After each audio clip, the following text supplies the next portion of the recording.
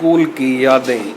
कुछ स्कूल सिर्फ पढ़ाई नहीं सिखाते, वे पूरी ज़िंदगी याद रहते हैं। आज भी अपने बचपन का वह स्कूल याद आता है, पहली से पाँचवीं तक का सफ़र। लेकिन जो देखा और सीखा वह किसी अजायब घर से कम नहीं था। स्कूल के मुख्य द्वार पर लगभग 12 फीट ऊंचा डायनासोर खड़ा रहता था। उसे देखकर लगता था जैसे करोड़ों साल पुराना इतिहास हमारे सामने खड़ा हो। उस समय हम छोटे थे, लेकिन मन में विज्ञान के प्रति जिज्ञासा यहीं से जागी। स्कूल के अंदर एक कमरा पूरी तरह अंतरिक्ष की दुनिया में बदल दिया गया था।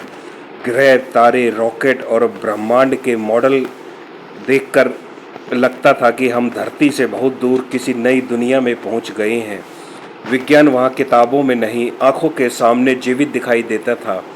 लेकिन मेरे स्कूल की सबसे अनमोल पहचान थे हमारे मास्टर जी, जो एक विलक्षण चित्रकार थे। उनकी बनाई हुई विशाल पेंटिंग्स प्रार्थना सभा के हॉल की दीवारों को जीवंत बना देती थी। उनकी बनाई रामायण की एक पेंटिंग आज भी मेरी स्मृतियों में वैसी ही बसी हुई है।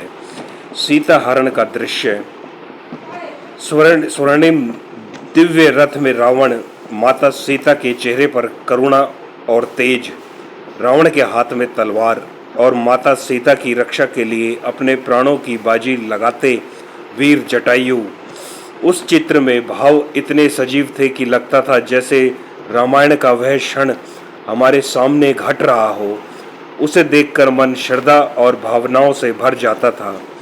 आज समझ आता है कि वह स्कूल सिर्फ पढ़ाई का स्थान नहीं था, वहाँ विज्ञान ने सोचने की शक्ति दी, कला ने संवेदनाएं दी और भारतीय संस्कृति ने जीवन के मूल्य सिखाए।